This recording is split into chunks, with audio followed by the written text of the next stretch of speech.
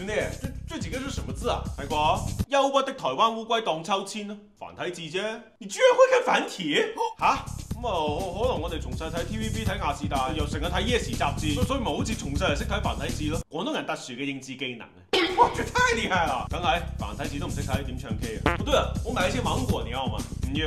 濕啊！那西瓜呢？唔要。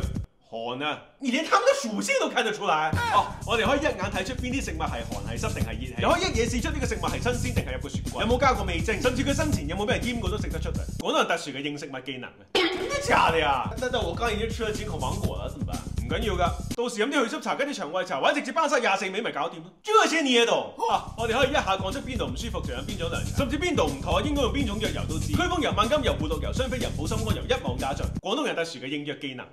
哇，這太厲害啦！無敵的廣東俠！哎，機操，雕蟲小技，那今晚飯局的菜，你也試一下用你的技能辨認一下。係喎，今晚個飯局喺邊啊？就上次那裡啊。你地鐵 C 出口出來，往南走500米，再往東走100米。南喺邊啊？東喺邊啊？反而沒有方向啊！